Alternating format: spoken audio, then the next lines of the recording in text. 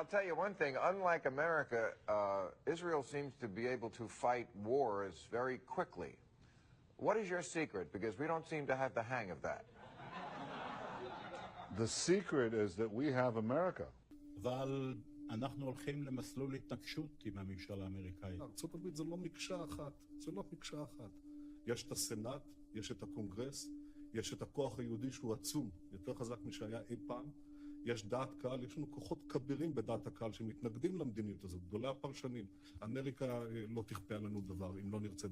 The Israeli newspaper Ma'ariv has reported Israel's former Prime Minister Benjamin Netanyahu has publicly said the September 11th attacks have been good for Israel.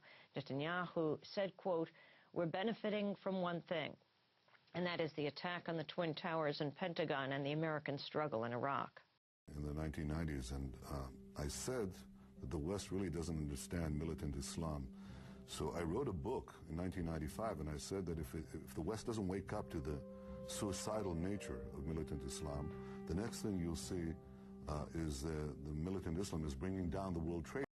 Rabbit hole here, but Israel has always had an insane amount of spies in the U.S. and has been subverting the U.S. ever since they were founded. And that's everything from, like, they literally stole nuclear weapons from us and built a secret nuclear facility that John F. Kennedy was trying to audit and shut down, by the way. Mm-hmm. They did that with, like, some of the most famous, like, technological leaks of all time, all the way up to, like, Jonathan Pollard, the Promise software scandal, right up to 9/11. A lot of people don't know that before 9/11, there's this whole document called the Israeli Art Students DEA files. You ever heard about those? So you can find them on the internet if you search like things like DEA files Israeli art students. Can you look that up, Steve? You can probably find it, and it's a report written by the DEA. And what was happening is in 2000 and 2001, there is like all these government agencies were reporting. Yeah, all of those are it. And what they were doing is they, like, at first no one realized what was happening because there was these like people walking into like the DEA office in like whatever in Orlando, Florida. Yeah. And they were saying like, "Hi, I'm an art student from Israel representing this university, and I would like to sell you some art. Are you interested in looking at any art? Is there anyone I can show this art to?" It's like, why the fuck are you in the DEA's office, like, or any other government building? Like, they were just going to all these government buildings posing as Israeli art students trying to sell art. And as they started to report it up the chain realized that this was happening all across America. It says Tampa.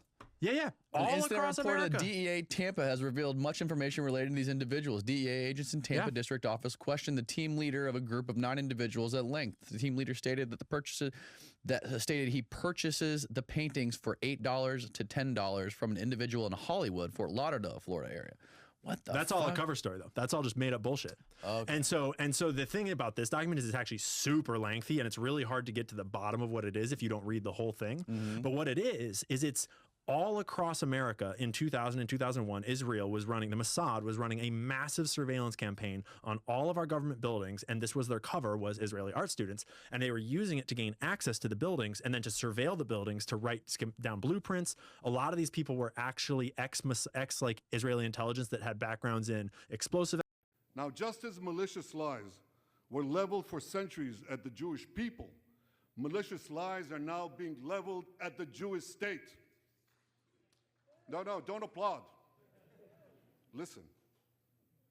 The outrageous slanders that paint Israel as racist and genocidal are meant to delegitimize Israel, to demonize the Jewish state, and to demonize Jews everywhere. In World War II, as Britain fought on the front lines of civilization, Winston Churchill appealed to Americans with these famous words: "Give us the tools and we'll finish the job." Today, as Israel fights on the front line of civilization, I too appeal to America. Give us the tools faster, and we'll finish the job faster.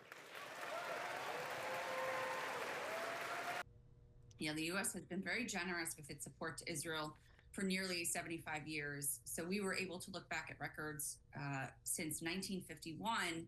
Americans have given $305.4 billion in foreign aid to Israel. That's adjusted for inflation. So that averages around $4 billion a year since 2004.